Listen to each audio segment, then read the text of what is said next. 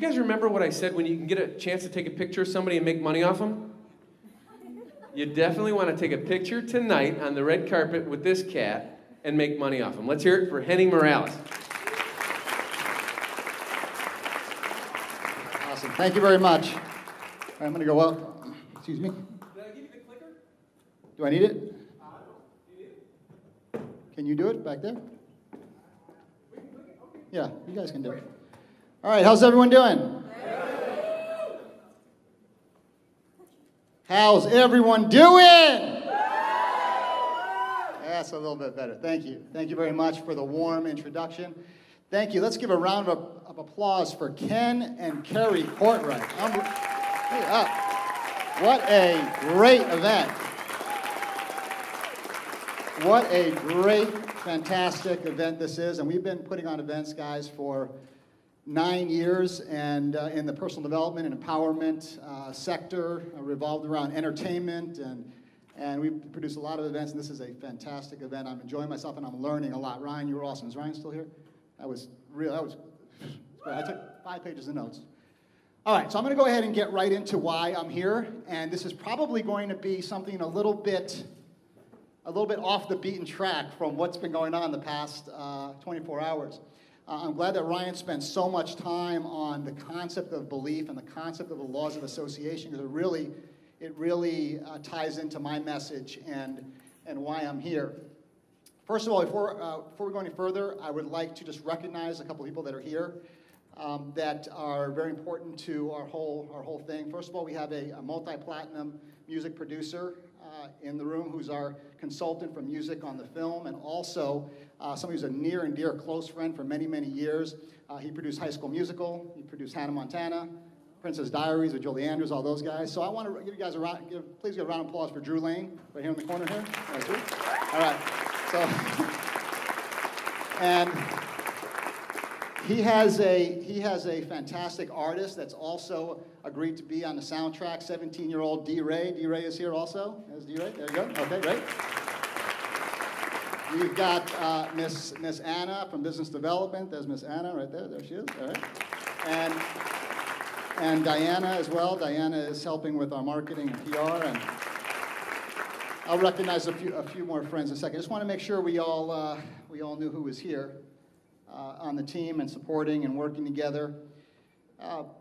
I met Ken through Greg Reed at Secret Knock, and the concept, the helping and sharing, caring concept that all these guys have in common, and with Bernie and also with Bill, and it really is something that we're seeing it come to fruition right before our very eyes with our associations that we've made here. So I'm going to tell you a story that I try to establish like credibility for myself, because when I tell this story, you're going to think it's like really like far-fetched. Like, can you even make this stuff up? Everything I'm going to tell you is absolutely 100% accurate and true, and I can verify it. So if we start from that premise, I think that would be a good place to start. Can we get just right into the slides?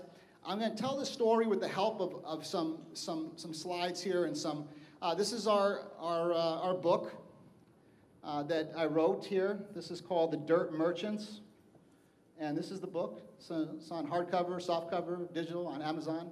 It's interesting because through the mentorship of Greg Reed and the amazing people at Secret Knock, Greg and Alan, the whole group, with his mentorship and guidance, the book went bestseller after 4 days in its digital form. Is that amazing? That's pretty cool. Again, it's finding other people and having how they can help you. So. It was such a thrill to me that I had a few copies printed, and I started to give the copies to my friends in the entertainment industry. As I said, we've been producing events, red carpet events, and charity events. We've done events for the Boys and Girls Club and the Friends of Mayor Panim and the LA Children's Hospital at CBS Studios and the Gibson Foundation at Paramount Studios. We've been producing a lot of events. The charities that we work with are mainly charities that help kids, primarily. And it just happens to be my personal passion. I love kids. I've got four of my own, and I've got joint custody of all my kids, and my life is just really revolved around their worlds. I coach Little League Baseball. I actually wrote a chapter in my new book called How to Coach a T-Ball Baseball Team, where the kids don't even really know hardly know their names yet, and they're trying to teach them how to play baseball. So I'm really heavily involved with the concept of teaching kids. That's like my main thing. And I think it started from when I was a kid. And the book, The Dirt Merchants, is actually, it's a strange title, but it's really a book about mentorship. It's a book about mentoring kids. It's a message to parents. It's a message to coaches. It's a message to teachers that, hey, pay attention to your teenagers, okay? Pay attention. I got 2 teenagers and 2 little ones, and pay attention. Not only that, it's a message for kids. It's a message for teenagers. We had an amazing talk yesterday about the millennial generation. I call them Gen Y. And thanks to, again, Ken's mentorship, we're doing an online marketing strategy, tying in with the book. And I actually purchased a couple of domains. Gen Y Mentor is one. Gen X Mentor is another one. We're Gen X, Generation X, that grew up in the 80s. And also Gen Z Mentor. So we're going to talk about that. And the book really is a series of short stories. And the stories came from when I was a kid, when I was a teenager, and I was a very, very troubled individual. In fact, if you think about it, we never did anything really bad, but it was just like troublemaker stuff, my friends and myself. And again, in the book, you'll see how it happened, why that happened. I was heavily into sports, couldn't play sports, and all of a sudden started getting a little bit of trouble, started becoming a little troublemaker teenager. Now, how many of you all here are parents? Raise up, okay? And how many of you guys have teens or kids that are going to be teens or kids that have been teens? Okay, there you go. All right, so this is really gets into the mind of a teenager that's troubled, that's having problems. And as the story goes, as a teenager, as a troubled teenager going down the wrong path, I met some very, very exciting people. I met some people who were super successful, slick sales guys, right? And they seemed to have it all together. They were making money, doing well. And literally, after meeting these people, and I'm not talking about, it didn't take months, it didn't take weeks, it didn't even take days. Literally within an instant, my life totally changed at 17. And then I went on to follow these individuals in this bizarre sales world that you'll see all of how bizarre it is and how strange the world is, that we were all involved with that back then. Heavy motivation, heavy goal setting and drive and determination. And as a 17-year-old kid, I became totally successful in this company with these guys. And again, totally successful for me was making money. That was what it was all about. And so later on, after all of that happened, and I had my successes and my trials and tribulations, and after all that, I went back to college. I went to law school, moved out to California, and started my company that we run now. But in the process of all that, I became very passionate about public speaking and very passionate about sharing my message. And I pretty much would talk to sales groups or groups like this and tell these stories about when I was a 17-year-old kid and met these guys and became successful in sales and in marketing and building this company. So a few years ago, I was gathering my notes, and I said, well, if I strung these notes together, if I made these kind of organized, it could be a book. So I created a book out of this, and I did it in novel form, and it's a novel. And as I said, it became pretty successful pretty quickly, which was amazing to me because when I wrote it, I never thought of that. How many of you have experienced that? I know there's a lot of authors here. Maybe the first book, you're never really thinking about what's going to come of it. You just want to write it. So I started to give these books out to some of my friends in the entertainment business, people like Drew, and we have Russ Regan on our team, who's another music icon. We have producers, Emmy-winning people, Grammy-winning people that have been involved in the film business, and because of the story, they were insisting that it become a film. Now, here's where things get a little bit strange. Back in October, when I was getting ready to publish the book, and my 16-year-old son, who's now 17, he comes to me and says, Dad, you've been writing this thing for 5 years. It's good enough. just print it already. Just send it to the publisher and print it, right? Set your goal, set the date, right? And so I said, fine, I'll go ahead. I set the date, set the time, sent the final manuscript to the publisher, and that was that. Now, a very important part of this story, and again, why it's such an important message, in my opinion, why I'm so passionate about it, is because of the strong message in terms of the laws of association, who we hang out with. You just heard a whole talk about it. Affects your belief level, affects your actions, affects your success. It's who you hang out with, and then input, obviously, on top of that. And I guess I was taking notes. Fantastic talk. And we all know this as parents. We teach our kids, the first thing when they say they're going to go out with the kid, well, who is the kid? Who are his parents? Tell me about them. You want to know who they're hanging out with, right? So in the story, the main character guy is our protagonist, if you will, is going on a success track, on a fast success track. He's becoming very successful very, very quickly. And his very close friend is not going along that path. In fact, he's becoming more and more of a troublemaker. And he's actually becoming more of a criminal almost, right? So there's something that happens in the story, which is the key point where they have to go ahead and break up. The friends have to break up. And the protagonist is heartbroken because he knows he loves his friend and he's not going to be able to hang out with his friend anymore. He knows somehow he's so simple. He's uneducated. He's not really involved in school. No one taught him this, but he knew he had to break up with his friend, right?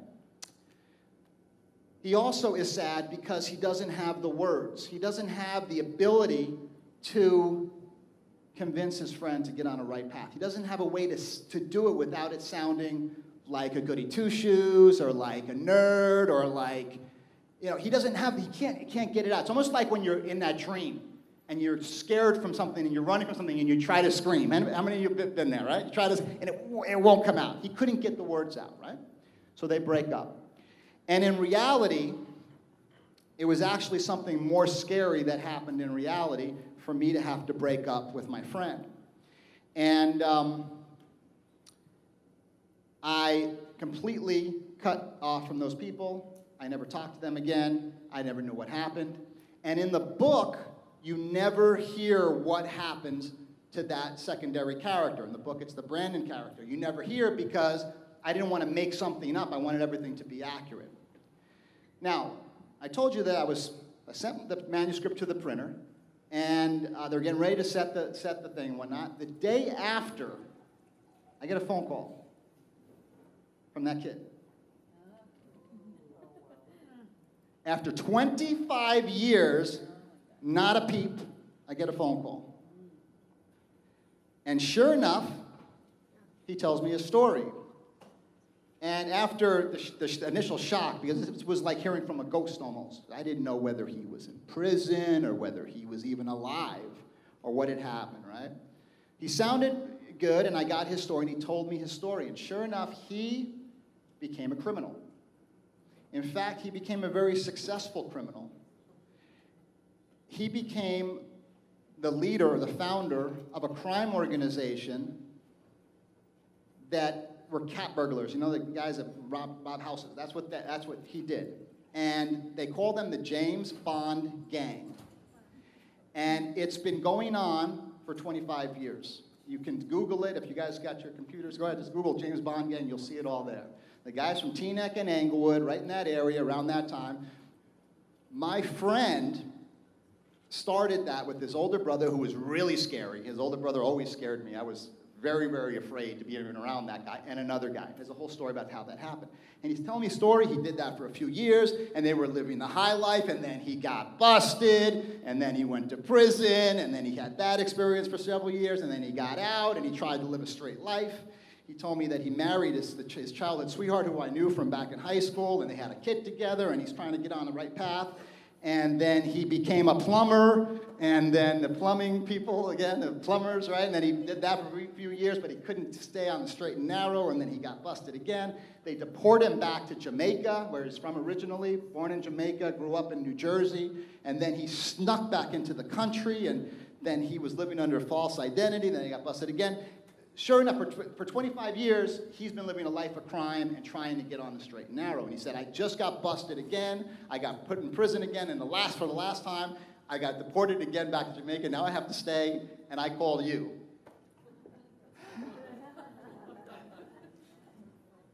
You can go to the next slide, if you can, or the first slide. So, so I said, that's unbelievable. I said, are you okay? And he sounded okay. He sounded good. He sounded like he was in a good place. And I said, well, look, guess what? I wrote a book. And he said, you wrote a book? That's great. Oh, man, that's unbelievable, right? That's wonderful. I said, not only that, you're in the book. Oh, I'm in the book. He was happy that he was happy to be. I was nervous. What is he going to think, right? And I said, what I would like to do is I'd like to write an extra chapter in the book to say what happened to Brandon, right? And that will be at least we can get some closure on your character. And he said, well, send me what you have. I sent him the book. He read it, loved it. Then I wrote an epilogue, and I wrote this scene with his input of how like a burglary scene, right? And I sent it to him, and he liked it, and we put it in the book. So when you go to the epilogue, you'll see that that's we wrote an extra chapter, didn't change the rest of the book, and that's where it is. So we have the two friends. One goes on the success track, one goes on this criminal track, and all because the main character found some role models and the other kid didn't. That's the basic, because I could easily have become part of that group. In fact, I could have been the leader of that group very easily, just with that influence. So again, we started to share the concept with people in the entertainment industry, and it was something that was very, very well received. You can go to the next slide. Those are some of our consultants. Russ Regan is run multiple Academy Awards, soundtracks, Chariots of Fire. This is Spinal Tap. Michael Selzman is an iconic Hollywood PR person, and he was press agent for all of the Fondas, all three Fondas, and Marilyn Monroe, and Orson Welles, amazing background. Ken Levine, multi Emmy Award winner. So a lot of great people are already part of the project. We'll go to the next slide. That'll be fine. So we wrote this screenplay, and here's the screenplay based on this book. And we started to say who would become part of the cast and whatnot. This is the Spencer character. That's the main character. We've got some young Hollywood hotshots that could potentially play this role. Diego Boneta, Ansel Elgort, Nick Jonas. Next slide. So I want to just show you some of what we have, kind of the idea. The Jim character is the mentor. That's the mentor character, okay? And as you can see, we've got Shia and Aaron Paul, Zac Efron, possibly Jay Seals. Now, we start putting this together. We said, okay, what do we do? Next slide. How do we make this happen? Well, we have a commitment, a financial commitment for $17 million. Another commitment. Go to the next slide. Another commitment that we're looking at for $3 to $5 million. And the first step, really, after you create the screenplay, after you create the deck, after you create the budgets, is really to get the celebrity attachments. That's why I want to kind of share with you who we're looking at for the different characters here. Mary is the mother character, very strong female character. Rose is the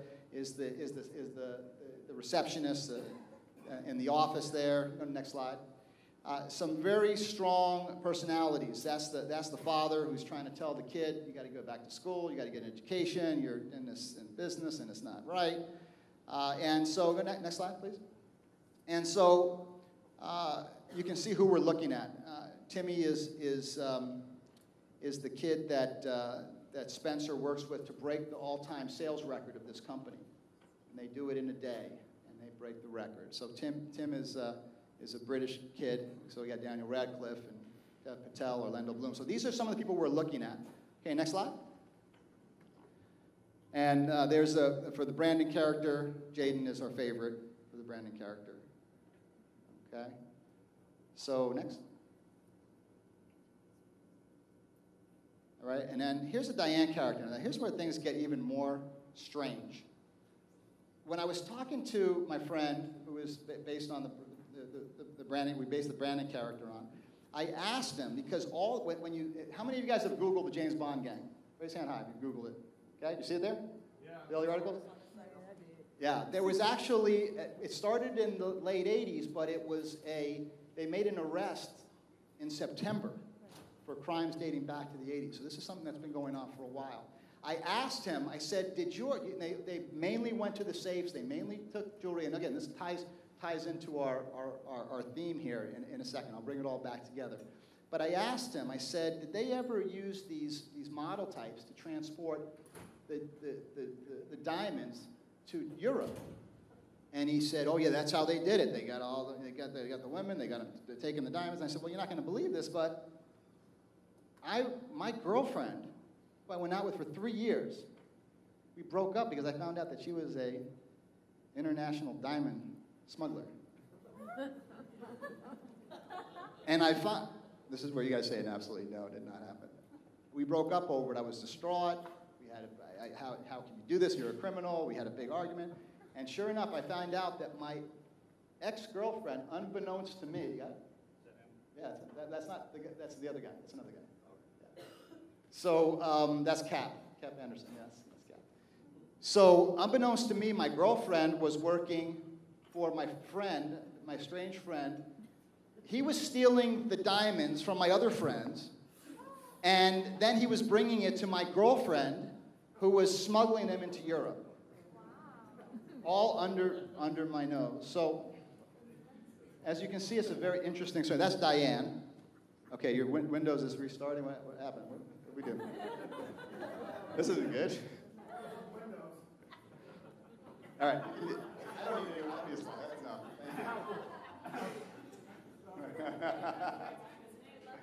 What's that?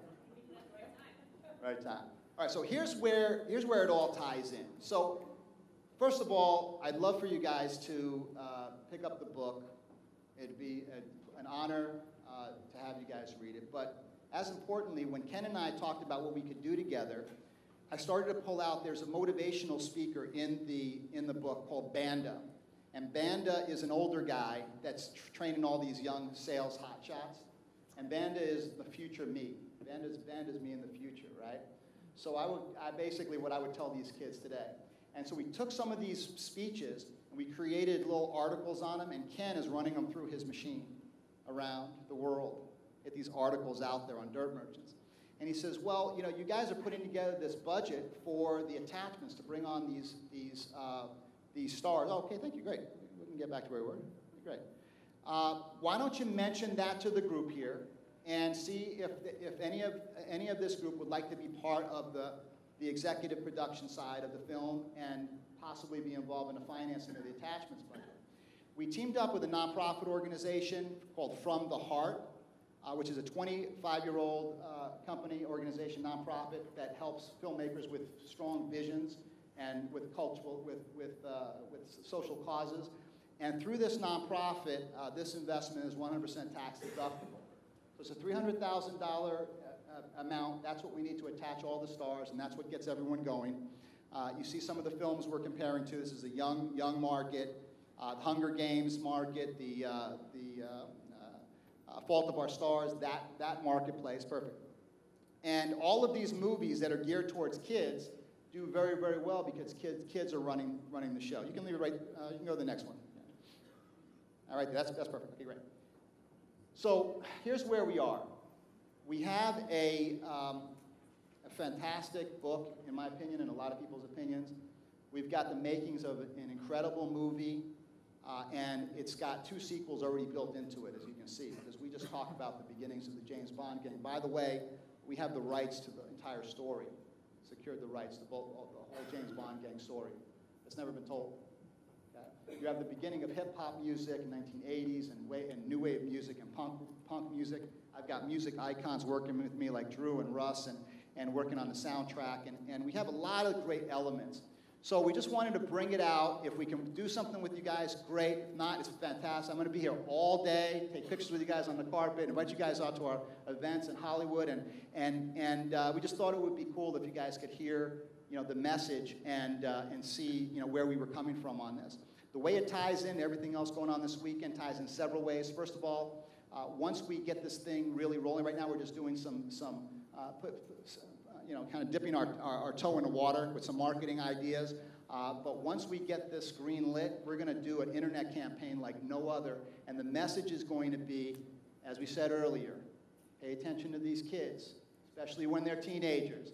A teenager left alone, we were talking about this over lunch, a teenager left to their own devices can run amok.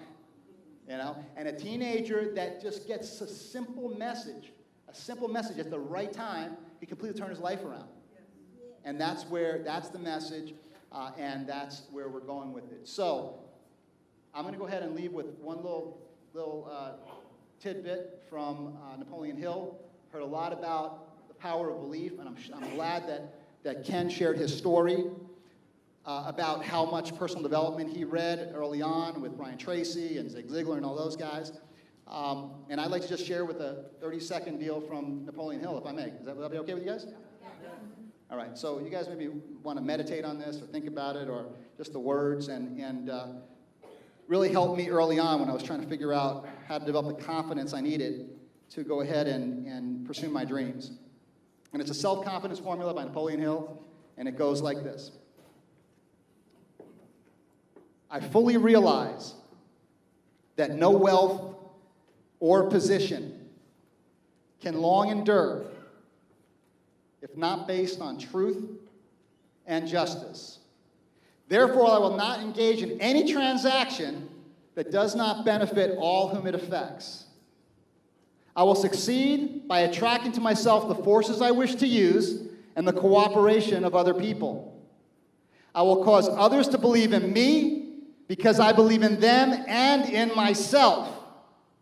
I will eliminate hatred, envy, jealousy, cynicism, and greed, and develop love for all humanity. Because I know that a negative attitude towards other people can never bring me success. I will commit this formula to memory and repeat it aloud every day, knowing that its words will affect my thoughts and actions and make me a better and more confident person. Yeah, baby. Henning Morales, you are a good person. Awesome.